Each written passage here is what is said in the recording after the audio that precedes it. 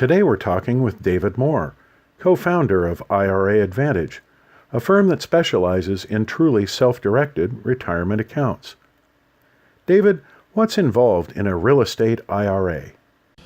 Well, a real estate IRA, self-directed IRA, they're all just terms that describe what you really want to buy more than anything. So a real estate IRA is no different than a gold IRA. That's no different than a traditional IRA with any custodian. So if we look at the bare bones difference, we're just changing custodians from one that doesn't allow you to do what you want to one that does. And real estate, since it's not prohibited as an investment, it's therefore allowed. So, in a market, as we're seeing today, stability is typically in hard assets, and real estate's a hard asset. So that's why we have a quote-unquote real estate IRA or a checkbook IRA, gold IRA. It's just really more a description of what you're going to buy than what it actually is.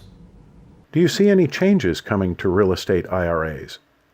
Well, I think there's a flight to hard assets. I think we've got a situation where we've got the ups and downs of Wall Street make people nervous. I think we've got a situation where, real estate, tangible asset, it's not perceived to be a liquid asset. Therefore, it is inherently a more stable thing. Whether it's going up or down, it's not going to see the whoop-de-doos as much as you might see in other investments. So when we're looking at the real estate, I think we are going to see changes. I think with a real estate IRA, we're going to see more pressure on it. We're going to see, my phones are lighting up more. I think we've got a situation where people are just they're looking for other things they can buy, things that give them stability.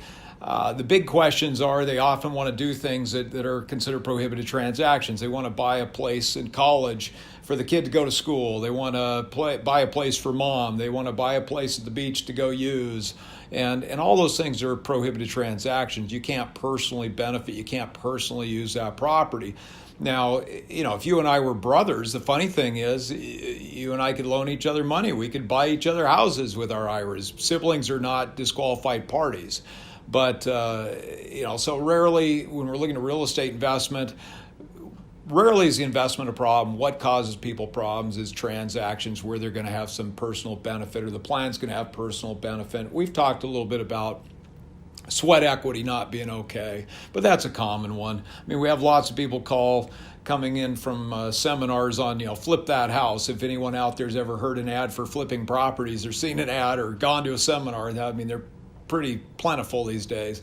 And the bottom line is typically people want to work on those properties. If you're using retirement money, you can't do that. So, if I see changes, I think the changes will be as this whole process is more accepted and more prevalent. I think we're going to see more adherence to the rules. I think there's going to be a situation where there's more education, more people in the business, more people getting information out. So that's the difference I would see going forward. Thank you, David.